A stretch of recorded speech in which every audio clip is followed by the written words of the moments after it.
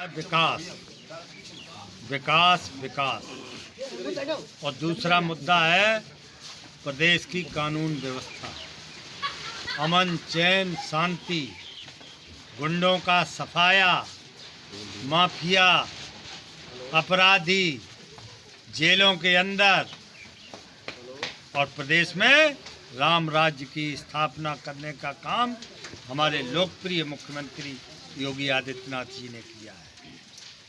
गरीबों को आवास मिल रहे हैं, गरीबों को गैस का कनेक्शन मिल रहा है, गरीबों को राशन मिल रहा है महीने में 2 बार, किसानों को किसान सम्मान निधि मिल रही है, बच्चों की पढ़ाई फ्री है, गरीबों की दवाई फ्री है, हर गांव में टंकी बनाने का काम, अब टोटी से पानी पहुंचाने का काम करेंगे। और मैंने अपनी विधानसभा में गांव-गांव में सड़कों का जाल बिछाने का काम किया।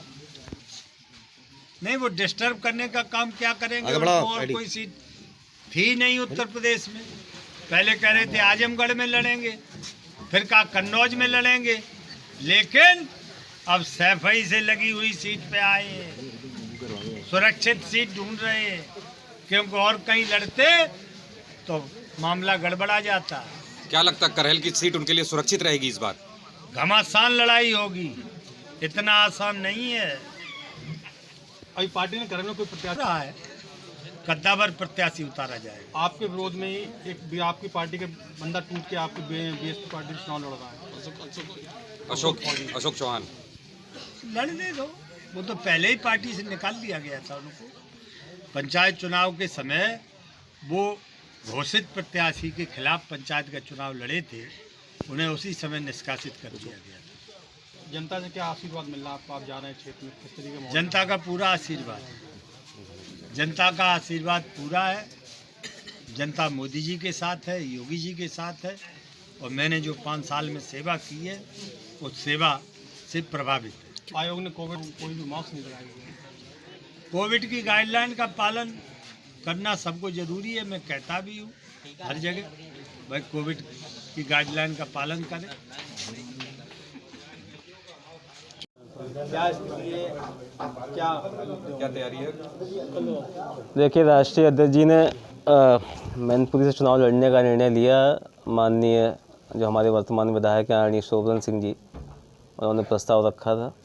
और करेल विधानसभा हमेशा से समाजवादी पार्टी को, जब से पार्टी गठन हुआ तब से लगातार बहुत अच्छा रिजल्ट यहाँ पे आया, और कम से कम 1.25 से 1.5 लाख वोटों से माननीय राष्ट्रीय अध्यक्ष चुनाव जीतेंगे। और आपको याद होगा 2014 के चुनाव में माननीय नेता जी जब लोकसभा लड़ रहे थे, उस समय लगभग 1,40,000 वोटों से हम लोग विधानसभा जीत के गए थे। और लोगों में बहुत खुशी है, और यहाँ तक कि दूसरी विचारधारा के लोग हैं वो भी इस फैसले का उन्होंने भी स्वागत किया, और वो भी जो है बहुत बड़ी संख्या में समाजवादी पार्टी के पक्ष में मतदान करेंगे। सांसद जी, एक क्वेश्चन ये है कि यहाँ मैनपुरी 4 सीट पर फर्क पड़ेगा, साथ साथ जो आसपास के जनपद हैं कन्नौज, इटावा, मैनपुरी के साथ उनका फर्क होगा, यहाँ पर क्या फर्क? देखिए, जब राष्ट्रीय अध्यक्ष जी यहाँ लड़ेंगे तो निश्चित तौर पर जो आसपास 7-8 जनपद हैं जो समाजवादी पार्टी का मजबूत गढ़ माने जाते हैं, चाहे फरुखाबाद हो, कन्नौज हो, फिरोजाबाद है, एटा है, इनमें बहुत ही पॉजिटिव इफेक्ट होगा। और जिस तरह 2012 में क्लीन स्वीप इन सब जनपदों में था, और इस बार भी मुझे उम्मीद है कि एक आध सीट भले किसी के आए, वरना सारी सीटों पर समाजवादी पार्टी चुनाव जीत के आएगी। भाजपा के एक प्रत्याशी हैं संभावित, उन्होंने विवादित बयान दिया था अभी राष्ट्रीय अध्यक्ष के चुनाव में आने के बाद। देखिए, उन्होंने बताया था कि उनको चुनाव से हरा के भेजेंगे, उनका मुकाबला करके भेजेंगे। वो संजीव यादव हैं जो पहले कभी समाजवादी पार्टी से काफ़ी करीबी माने जाते हैं। देखिए, सस्ती लोकप्रियता पाने के लिए, अपने आप को अपनी पहचान बनाने के लिए इस तरह के घटिया बयान बीजेपी के लोग लगातार देते रहे पहले भी। और जिस तरह की उनकी मानसिकता और सोच है वो कहीं ना कहीं उनमें नजर आई। जो भाजपा की सोच है, गंदी मानसिकता है, और जहां राजनीतिक विचारधारा अलग हो सकती है किसी की, लेकिन जिस तरह का बयान और भाषा का इस्तेमाल किया गया है वो बहुत ही निंदनीय है और भारतीय जनता पार्टी की मानसिकता को दर्शाता है। क्या ये भाजपा की हताशा माना जाए इसको, राष्ट्रीय अध्यक्ष की सीट को? देखिए, जब आजमगढ़ में चुनाव लोकसभा का हुआ था 2019 में, तो वहाँ भी भाजपा के प्रत्याशी ने जुलूल बयान दिया था और ये कहा था कि ब्रह्मा भी आ जाएंगे तो भी मुझे चुनाव जीतने को रोक नहीं सकता। ठीक उसी तरीके से इस तरह का बयान आया और ये इसका जवाब जनता उनको चुनाव में देगी। किसी भी सार्वजनिक मंच पे या मीटिंग में माननीय अध्यक्ष जी के अलावा कोई दूसरा परिवार का आदमी नहीं दिखाई पड़ा, आप भी नहीं दिखाई पड़े, धर्मेंद्र जी नहीं दिखाई पड़े, क्या वजह रही इसकी? देखिए, सभी लोगों को अलग अलग जिम्मेदारी चुनाव की दी गई है और क्षेत्र में रहने का जो निर्देश दिया गया है ताकि अधिक से अधिक लोग क्षेत्र को कवर कर सकें। राष्ट्रीय अध्यक्ष जी चूँकि अकेले स्टार प्रचारक हैं पार्टी के, इसलिए जो अभी बड़ी रैलियां नहीं हो पा रही हैं, ऐसी छोटी छोटी रैलियां करके और छोटी छोटी मीटिंग करके हम सब लोगों को जिम्मेदारी दी गई है अलग अलग जिलों में, और हम लोग अपना काम कर रहे हैं। मैनपुरी के एक प्रधान जो कमेटी है, देखिए, कौन सी ऐसी पार्टी आज है, और मैं समझता हूँ भारतीय जनता पार्टी में जितने ज़्यादा सबसे ज़्यादा टिकट किसी ने अगर दिए परिवारवाद में, तो भारतीय जनता पार्टी ने दिए। हर बड़े नेता के बेटे बेटी इनके चुनाव मैदान में हैं। अभी लखनऊ कैंट सीट को लेके उनकी जो सांसद हैं आदरणीय रीता बहुगुणा जोशी जी, वो रूठ भी गई अपने बेटे की टिकट के लिए। और ये कहीं परिवारवाद की बात जो लोग करते हैं, सबसे अधिक फैलाने में अगर कहीं हाथ है तो भारतीय जनता पार्टी का। और समाजवादी पार्टी के लोग हमेशा चुनाव में पार्टी उतारती है और चुनाव जीत के आते हैं। कहीं किसी को बिना चुनाव जीते ऐसी चीज़ नहीं दी गई जिससे आरोप साबित हो इस विधानसभा चुनाव में आप कहीं तो चुनाव लड़ेंगे? सके। चुनाव नहीं, मुझे जिम्मेदारी है चारों विधानसभाओं की, और प्रभारी के रूप में चारों विधानसभा जिता के जो है भेजेंगे। राष्ट्रीय अध्यक्ष जी पहली बार विधानसभा चुनाव लड़ रहे हैं। वो आदर्श आचार संहिता का उल्लंघन कर रहे हैं, सरकारी तंत्र का प्रयोग कर रहे हैं, ऐसे में क्या लगता है कि ये सही है या?